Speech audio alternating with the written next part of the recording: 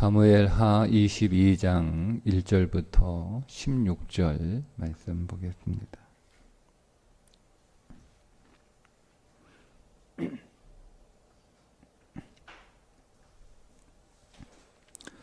여호와께서 다윗을 모든 원수의 손과 사울의 손에서 구원하신 그날에 다윗이 이 노래의 말씀으로 여호와께 아뢰어 이르되 나는 여호와는 나의 반석이시요 나의 요새시요 나를 위하여 나를 건지시는 자시요 내가 피할 나의 반석의 하나님이시요 나의 방패시요 나의 구원의 뿌리시요 나의 높은 망대시요 그에게 피할 나의 피난처시요 나의 구원자시라. 나를 폭력에서 구원하셨도다.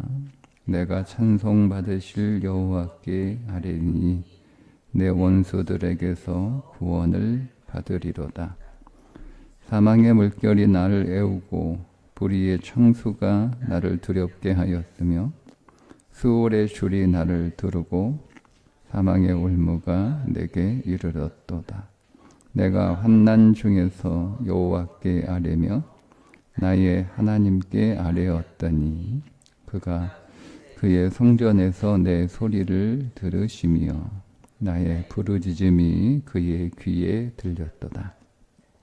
이에 땅이 진동하고 떨며 하늘의 기초가 요동하고 흔들렸으니 그의 진노로 말미암음이로다. 그의 코에서 연기가 오르고 입에서 불이 나와 사름이여 그 불에 숯이 피었도다. 그가 또 하늘을 들이우고 강림하시니 그의 발 아래는 어두캄캄하였도다. 구름을 타고 나르시며 바람 날개 위에 나타나셨도다. 그가 흑암 곧 모인물과 공중의 빽빽한 구름으로 들린 장막을 삼으시며 그 앞에 있는 광추로 말미암아 숯불이 피었도다. 여호와께서 하늘에서 우레소리를 내시며 지존하신 자가 음성을 내시며 화살을 날려 그들을 흩으시며 번개로 무찌르셨도다. 이럴 때에 여호와의 꾸지람과 콧김으로 말미암아 물밑이 드러나고 세상의 기초가 나타났도다. 아멘.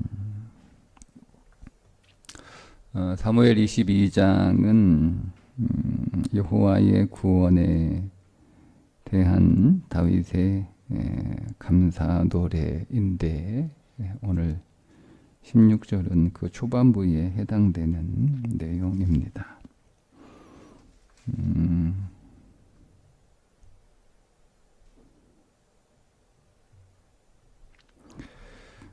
다윗은 하나님의 도우심을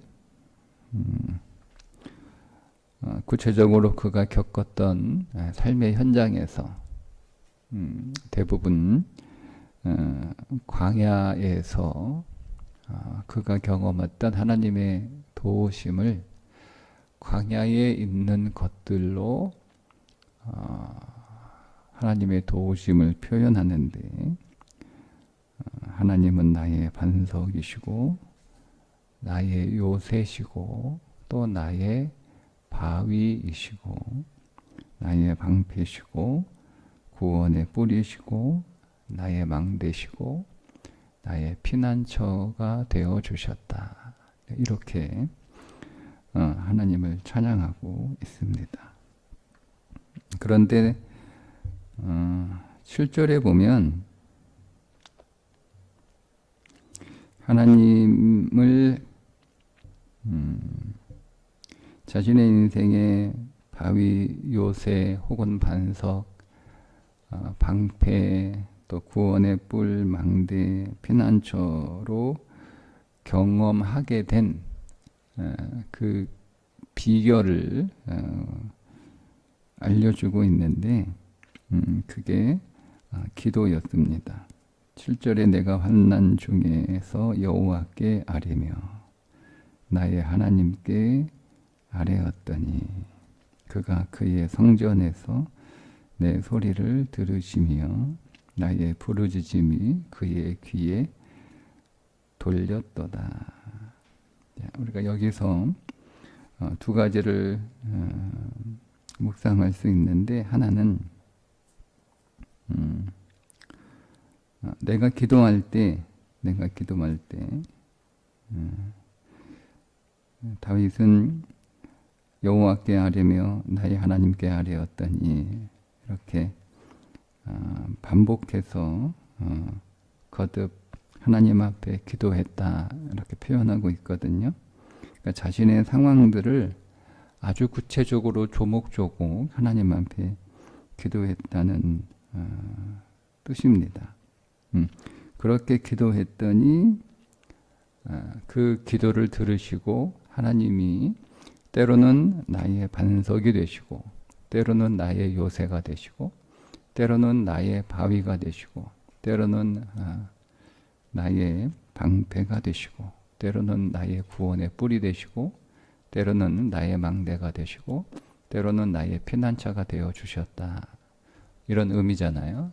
그러니까 기도가 다윗의 인생에서 반석이요, 바위요, 요새요, 방패요, 구원의 뿔이요, 망대요, 피난처였다는 겁니다. 그런데 그렇게 하나님께 아뢰었더니 하나님이 어디에서 자신의 기도를 들으셨냐면 그의 성전에서 내 소리를 들으시며, 이렇게 표현하고 있어요. 근데 다윗은 성전이 없었죠. 그러니까 요 성전이라고 하는 표현은 솔로몬이 지었던 성전은 아닐 거란 말이에요. 그리고 대부분 다윗이 그의 대적들과 특별히 사울의 손에서 고통을 당할 때 거기에서 하나님이 기도할 때 들어주셨는데, 자기의 기도를 성전에서 들어주셨다라고 하는 것은 물리적 공간인 성전을 말하는 게 아니고, 내가 기도할 때 그곳이 하나님이 임재해 계시는 성전이 된다는 거예요. 그러니까 내가 기도하는 그곳에 하나님의 임재가 있는 성전이 되면, 그 하나님의 임재가 있는 성전이 다윗에게 반석이 되고 요새가 되고 반석이 되고 방패가 되고 그의 구원의 뿔이 되고 망대가 되고 피난처가 되는 거예요. 그게 다윗의 믿음이었고, 그게 지금 다윗의 고백이었고, 그것이 다윗의 감사였어요. 여러분, 반석이나 바위나, 우리 성경은 똑같이 반석이라고 번역을 했는데 1절의 반석과 3절의 반석은 원래 다른 단어입니다. 1절의 반석은 쪼개진 바위, 3절의 반석은 큰 덩어리의 바위, 이렇게 다르게 구분할 수 있는데, 어쨌든 그가 사막에서 경험했던 물리적인 공간이잖아요. 그 반석. 여러분, 그 반석에 다윗이 있다고 해서 다윗이 안전해지는 건 아니잖아요. 다윗이 어떤 요새에 들어가 있다고 해서 그것이 안전한 곳이 되는 건 아니에요. 예를 들자면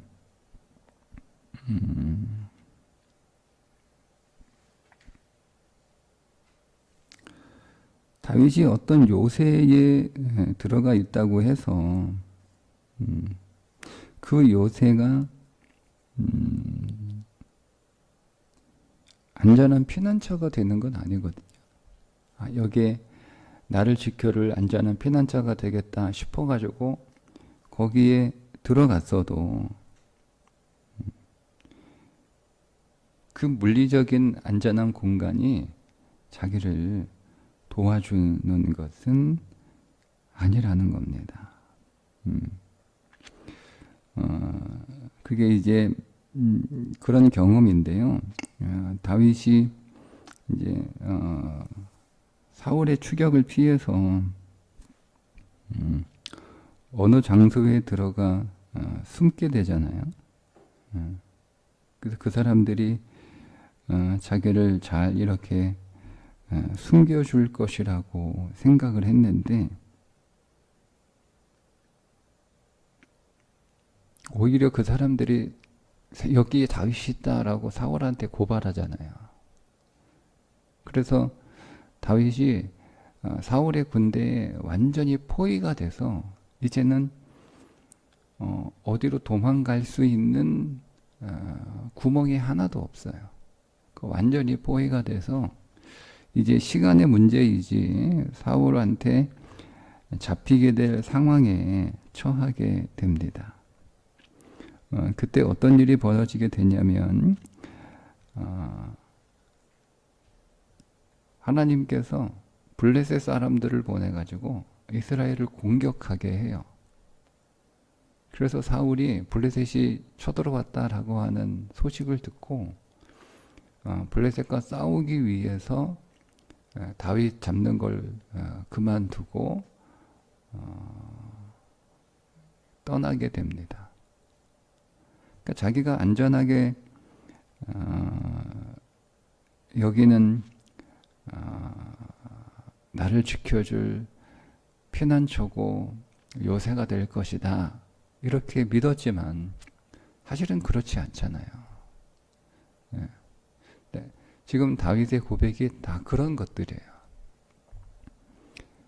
그래서 물리적인 어떤 자신을 안전하게 보호해주고 자기가 피할 수 있는 그런 장소를 하나님이 자기를 보내주셨다. 그런 장소에 있게 해주셨다. 그런 장소로 인도해 주셨다라고 하는 고백이 아니고 내가 기도했더니 그 장소가 하나님이 임재하는 장소가 되어서 그 하나님의 임재로 말미암아 하나님이 나를 지켜주셨다. 이런 얘기입니다. 그러니까 우리가 이 부분을 좀 잘 여러분 읽어서 적용할 수 있어야 되는데요. 우리는 눈에 보이는 물리적인 공간이 나를 도와줄, 내가 피할 반석이 되고 바위가 되고 요새가 되고 방패가 되고 또 구원의 뿔이 되고 또 망대가 되고 피난처가 될 거라고 생각을 하는 거예요. 그래서 그런 장소를 찾아요. 그러니까 다윗이 여러분 사막에 그런 장소를 이렇게 찾아다니면서 사울을 피해 안전하게 숨었던 게 아니에요. 그러면 그런 장소가 없으면 어떻게 될 거예요? 그러니까 우리는 자꾸 눈에 보이는 어떤 물리적인 장소를 찾는단 말이에요.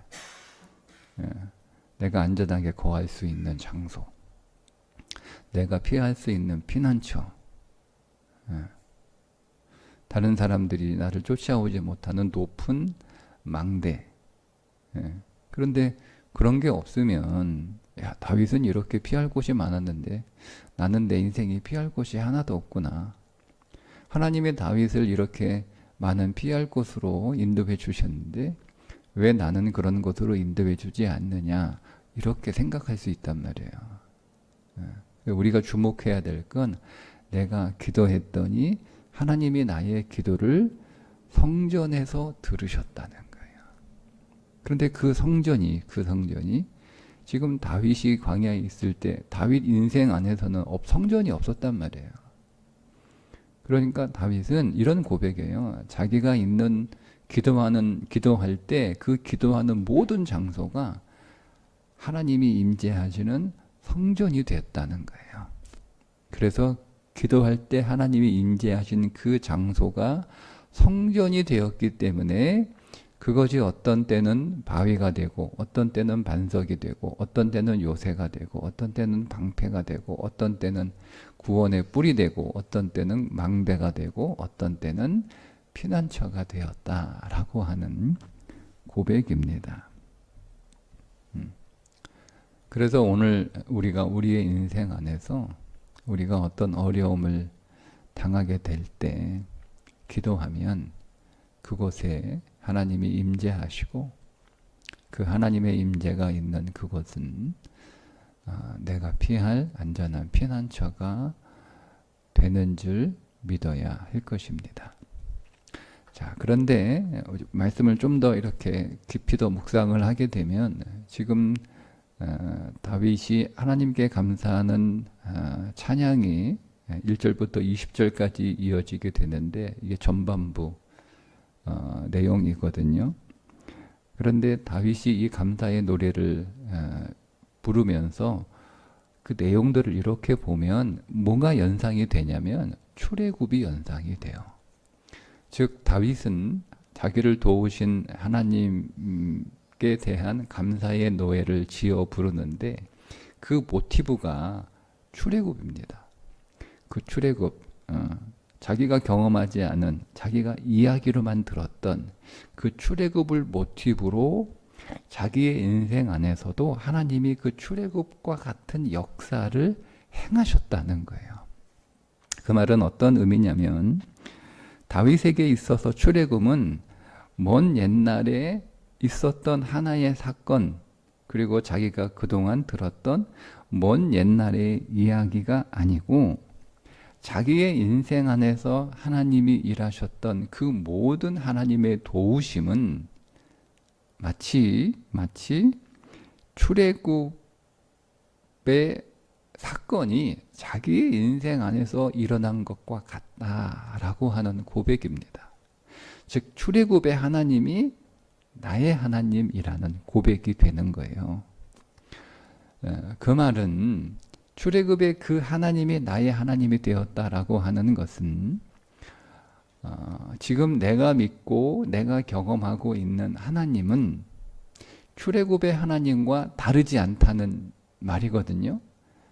그 출애굽의 하나님과 다르지 않다라는 그 고백은 뭐냐면 우리는 하나님을 믿을 때 그 하나님을 나의 하나님이라고 고백을 하는데 그때 내가 고백하는 나의 하나님은 나를 위하시는 하나님이 아니고요. 내가 만들어낸 하나님이에요. 우리는 하나님을 이스라엘 백성들이 출애굽해서 그 광야에 40년을 이렇게 지내면서 하나님이 어떤 분인지를 계속 이렇게 그들에게 보여주시거든요. 그러니까 하나님이 이스라엘 백성들에게 하나님이 어떤 분인지를 계속 계시한다는 이야기는 어떤 의미냐면 하나님을 백성들이 모르잖아요. 근데 그 하나님이 어떤 분인지를 그들의 40년 광야 삶을 통해서 매일 하나님이 어떤 분인지를 하나님이 보여주시는 거야. 그러니까 하나님이 그들 안에서 일하시는 것들은 하나님이 어떤 분이신지를 보여주는 거예요. 여러분 이 부분 잘 보셔야 됩니다. 우리 인생 안에서도 하나님이 우리에게 하나님이 어떤 분인지를 계시해 주시거든요. 그러니까 하나님을 보여주시는 거예요. 그러면 하나님이 어떤 분인지를 보여주시는 목적이 뭐겠어요? 하나님이 계시구나. 하나님이 진짜 계시네. 하나님이 꾸며낸 분이 아니네. 만들어낸 신이 아니네. 하나님이 진짜 실존하시는 분이시구나. 그것을 목적으로만 하나님이 당신을 계시하셨겠습니까?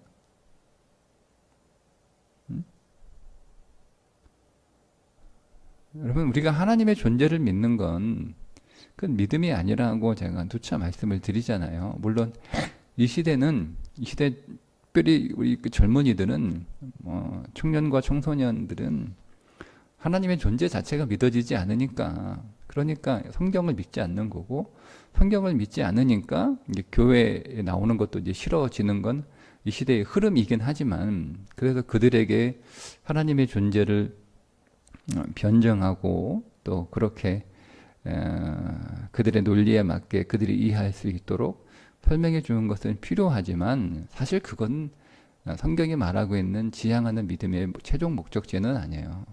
우리가 하나님이 계시는 걸 믿든 안 믿든 그분은 계신 거니까. 중요한 건 하나님이 당신을 계시해 주시는 건 어떤가 하면 하나님이 어떤 분인지를 알려주시는 거거든요. 하나님이 어떤 분인지를 알려주시는 건 우리가 하나님을 어떻게 믿으라는 것을 가르쳐 주시는 거예요. 그러니까 하나님의 광야에서 이스라엘 백성들에게 하나님의 어떤 분인지를 계속 이렇게 계시해 주신 것은 하나님을 좀 잘 알아서 하나님의 그 성품과 하나님의 뜻과 그 하나님의 본질에 맞게 하나님을 믿으라는 거예요. 즉, 그 하나님의 본질에 맞게 그들이 믿음의 삶을 살라는 거예요. 왜냐하면 그들이 400년 동안 애굽에 살면서 수많은 신들을 겪은 거예요. 근데 그들은 하나님에 대해서는 잘 모르고 애굽에 있는 신들에 관해서는 잘 알아요. 그러면 그들이 하나님을 믿게 되었을 때 하나님을 어떤 방식으로 믿었겠어요? 그들이 애굽에서 겪었던, 경험했던, 애굽에서 알고 있는 애굽의 신들을 애굽 사람들이 믿는 방식으로 하나님을 믿었겠죠. 근데 하나님은 다르다라고 계시를 하시잖아요. 나는 다르다. 나는 다르다. 나는 너희들이 애굽에서 겪었던 신들하고는 나는 다르다. 이렇게 다르다는 말은 본질이 다르다는 뜻이기도 하지만 그들은 가짜고 하나님이 진짜라는 뜻이기도 하지만 다르다라고 하는 의미에는 하나님은 하나님의 어떤 속성을 가지고 있는데 그 속성이 다른 신들하고 다르다는 거예요. 그 말은 다르다는 거 왜 굳이 알려주세요? 하나님을 다르게 대하라는 거예요. 다르게 믿으라는 거죠. 그러면 다르게 살라는 거예요. 근데 그게 이제 다윗이 그 출애굽에서 계시된 그 하나님이 나의 하나님이고 출애굽에서 계시된 그 하나님이 나를 찾아오셨으니 내가 믿는 하나님을 내가 원하는 대로 그 하나님을 내가 만들어내지 말고 그러니까 우리는 우리 좋을 대로 자꾸 하나님을 조작하잖아요. 그렇게 하지 말라는 거예요. 그러니까 지금 다윗 안에서 자기가 위험에 처해 있을 때 자기를 도와주신 구원하신 그 하나님은 출애굽의 하나님이고 그 하나님이 나의 하나님이고 언제 하나님이 하나님인데 다른 하나님이 아니고 출애굽에서 당신을 계시하셨던 그 하나님이 나의 하나님이었고 그러니까 그 하나님은 변하지 않는 여전한 그분이라는 거예요. 근데 그 하나님이 나를 도와주셨다. 나를 구원하셨다. 그래서 내가 그 하나님께 감사한다라고 하는 고백은 뭐가 따라오냐면 그 하나님이 내게서 원하시는 그 삶을 내가 살아가겠다는 뜻입니다. 그러니까 우리가 하나님의 구원을 감사하고 그 하나님의 구원을 다윗처럼 이렇게 노래하고 찬양할 때는요. 하나님이 나를 도와주시고 나를 구원해 주셨다라고 하는 그 감사를 노래하는 것으로 끝나는 게 아니고 내가 그 하나님이 요구하시고 원하시는 그 하나님의 본성에 맞는 그 삶을 살겠다라고 하는 결단과 고백이 들어있는 거예요. 만약에 하나님이 다윗을 위험에서 건져주셨어요. 그 주신 그 하나님이 너무 고맙고 감사해서 이렇게 한 장에 걸쳐서 하나님 앞에 감사의 노래를 부르는 것으로 끝나요. 그러면 하나님이 행하신 그 일들을 다윗이 그 앞에서 멋진 노래로 노래하는 것으로 끝내면 하나님이 그것으로 아유 내가 너 구원해 주기를 잘했구나. 다른 것들은 구원해 줘봐야 입 딱 씻어버리고 모른 척 하는데 그래도 다윗은 내가 구원한 거 모른 척 하지 않고 감사하고 노래하니 아유 내가 다윗을 구원해 주기를 참 잘했구나. 이렇게 생각하실까요? 아니면 다윗이 하나님이 나를 이렇게 구원해 주셨는데 하나님이 나를 구원하시는 것은 하나님의 능력을 과시하기 위해서 나를 구원하신 게 아니고 나로 하여금 하나님이 원하는 다윗으로 살기를 기대하시고 나를 구원하신 거구나. 그래서 내가 하나님께 구원의 감사의 노래만 할 것이 아니라 하나님의 구원을 받은다 잡게 그 구원의 목적이 있으니 하나님의 나를 구원하시는 그 목적을 내 삶의 방향으로 삼아서 내가 그렇게 살아야겠구나. 하나님은 어떤 기대가 있으셨을까요? 그러니까 우리가 하나님의 은혜를 입었으면 그 하나님의 은혜에 감사합니다 라고 하나님의 은혜를 찬양하는 것으로 끝내는 것은 진짜 감사가 아니에요. 온전한 감사가 아니에요. 하나님이 기대하시는 온전한 감사는 하나님이 나를 구원하신 그 목적을 내 삶의 방향으로 삼는 거예요. 그러니까 입으로만 감사하지 말고 삶으로 진짜 감사하는 삶을 살아가는데 그 삶으로 감사하는 그 삶은 뭐예요? 하나님이 나를 구원하신 그 목적대로 살아가는 거예요.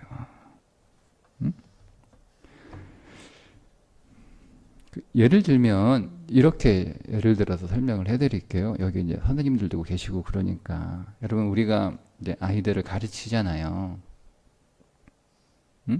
우리가 아이들을 가르치는 목적이 뭐예요? 제가 여러분들에게 설교하잖아요. 그러니까 성경을 가르치잖아요. 제가 여러분들에게 성경을 가르치는 목적이 뭐예요? 예? 야, 선생님 성경 너무 잘 가르치신다. 우리 선생님이 진짜 똑똑하구나. 우리 선생님이 진짜 박식하신 분이네.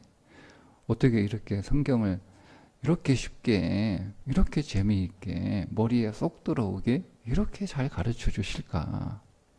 성경에 내가 모르고 궁금하고 어려웠던 것들 이렇게 선생님한테 물어보면 선생님이 너무 잘 가르쳐 주시네. 이 어려운 것들을. 우리 선생님 대단하다. 아, 선생님 진짜 대단하신 분이에요.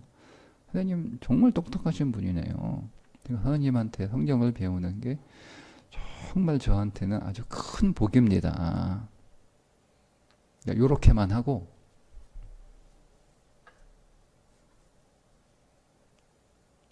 성경대로 살지 않아요. 그러면 성경을 가르친 선생님들은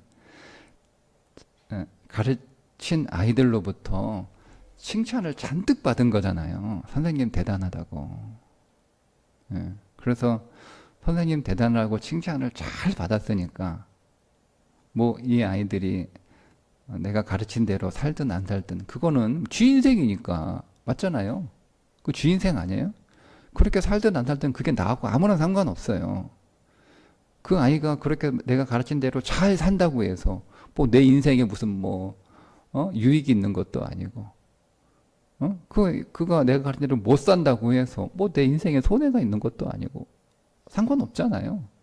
애들이 어떻게 살다가든 그건 나하고 상관없는 거잖아요. 그죠? 그러니까 나는 내가 잘 가르친다는 것을 아이들에게 증명했고 그래서 아이들이 내가 정말 뛰어난 교사라고 하는 것을 아이들이 인정했고 그리고 나를 정말 훌륭한 선생님이라고 그렇게 칭송을 내가 받았으니 나는 충분하다 이런 생각이 드세요?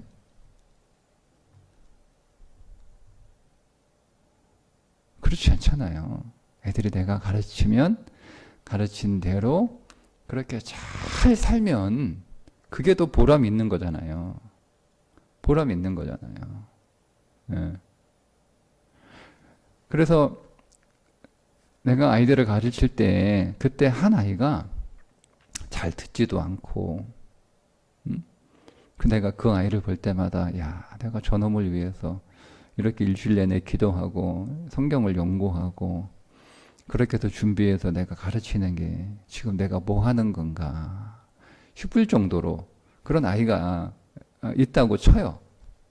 그래서 그 애를 볼 때마다 내가 교사로 이 아이를 가르친다는 게 자꾸 좌괴감이 들어요. 그래서 마음이 굉장히 불편해. 기분도 나쁘고 그런데 한 20년 후에 10년 후에 어느 날 그 아이를 만났는데 그 아이가 난데없이 선생님 너무 감사합니다. 그때 선생님이 저에게 들려주셨던 그 하나님의 말씀이 제 평생에 힘이 됐고 그 말씀 때문에 제가 제 삶의 어려운 일들을 잘 견디며 이겨냈고 그래서 이렇게 제가 하나님을 잘 믿고 믿음의 길을 잘 걸어가는 그런 사람이 될 수 있었습니다. 이렇게 얘기하면 여러분 어때요? 어? 야, 그때 얘가 안 듣는 줄 알았는데 듣고 있었구나. 그렇지 않잖아요. 그죠? 그렇겠죠? 네? 이거를 그냥 오늘 말씀에 그대로 적용하면 돼요. 다윗이 그랬다는 거예요. 하나님 정말 대단하신 분입니다. 하나님 어떻게 그 수많은 대적들, 수많은 위험, 수많은 죽음의 순간에서 어떻게 그렇게 나를 그렇게 능력으로 지켜주셨어요. 그렇게 나를 능력으로 보호해 주셨어요. 그렇게 나를 어떻게 탁월하게 하나님이 나를 건져주셨어요. 하나님이 진짜 대단해요. 당신 같은 분이 없어요. 요렇게 하나님을 찬송하는 것으로 끝내는 게 아니고 출애굽 모태부를 가지고 온 건 그 하나님이 나의 하나님이고 그 출애굽에서 계시된 그 하나님이 지금 나를 구하는 하나님이니 하나님이 그렇게 당신이 어떤 존재이고 어떤 분이신지를 어떤 성품이신지를 그때 출애굽 백성들에게 계시해 주신 것처럼 그 하나님이 지금 나의 하나님이라면 나는 이렇게 하나님 앞에 감사하는 노래로 하나님 앞에 감사를 끝낼 것이 아니라 나를 구원하신 그 하나님의 목적이 있을 텐데 그 목적대로 내가 내 삶의 방향을 정해서 그 방향으로 내가 나아가겠다라고 하는 것이 이 감사 찬양의 본래의 의도예요. 그러면 우리의 감사가 그래야 되는 거예요. 되는 거예요. 예. 사람에 따라서 성향에 따라서 제가 이렇게 교인들을 목양을 하다 보면 어떤 교인은 고맙습니다. 감사합니다. 은혜가 됐습니다. 말씀이 또 돼서 이렇게 표현을 잘하는 교인도 있고요. 그거를 그 사람의 기질과 성향상 표현을 안 하는 교인들도 있어요. 그래서 표현을 하는 교인이 그렇지 않은 교인보다는 더 고맙죠. 왜냐하면 저도 내가 잘하고 있는가, 저도 항상 피드백을 받고 싶어 하고 잘하고 있다는 것이 확인이 되면 저도 내가 지금 잘하고 있으니 거기에서 의미와 가치를 찾게 되는 거고 그런 거잖아요. 그런데 그게 전부가 아닌 거죠. 그렇게 내 앞에서 말로 잘 표현하는 사람이 모두가 다 제가 가르친 대로 사는 건 아니잖아요. 그렇게 표현하지 않은 사람들이 모두가 다 표현하지 않았다고 해서 제 설교를 안 들은 것도 아니고 제 설교를 부정한 것도 아니고 표현만 안 했을 뿐이죠. 근데 그렇게 표현하지 않는 교인들 가운데 어떤 교인들은 제가 가르친 대로 이렇게 잘 믿음의 길을 걸어가는 사람도 있단 말이에요. 그러면 여러분이 저라면 누가 더 고맙겠어요? 누가 더? 둘 다이면 좋겠지만 둘 다일 수 없다면 표현은 좀 못하고 표현은 좀 덜 해도 그래도 마음에 새기고 그 배운 대로 그 말씀을 자신의 삶에 적용하며 믿음의 길을 잘 가는 성도가 저한테는 진짜 고맙겠죠. 그게 하나님 마음이에요. 하나님이 여러분들을 구원하신 마음이에요. 그러니 우리가 감사의 노래만 지어 부르는 신앙에 멈추지 말고 우리의 삶이 하나님 앞에 올려드리는 노래가 될 수 있도록 하나님이 우리를 구원하신 그 구원의 목적이 내 삶의 방향이 될 수 있도록. 참 하나님이 나를 이렇게 이 환난에서 구원해 주셨는데, 하나님이 나를 구원해 주신 목적이 계시겠지. 하나님이 나를 구원하신 하나님의 목적대로 제가 그것을 제 인생의 방향 삼아서 걸어가겠습니다. 여러분, 여기까지 고백할 수 있는 믿음의 사람들 되시기를 주님의 이름으로 축복합니다. 기도하겠습니다. 하나님, 오늘 우리가 기도할 때 우리의 기도를 들으시고 그것을 하나님의 임재의 성전으로 만들어 주심에 감사합니다. 하나님이 그곳에 계심으로 내가 있는 것이 비록 환난에 처한 위험한 장소이지만 하나님으로 인하여 반석과 요새와 바위와 방패와 뿔과 망대와 피난처가 되는 줄 믿습니다. 그렇게 하나님의 구원을 입은 우리들은 하나님의 날 구원하신 그 목적대로 우리의 삶의 방향을 다시 정하여 그 방향으로 살아가는 믿음의 삶까지 이어지게 해 주옵소서. 예수님의 이름으로 기도합니다. 아멘.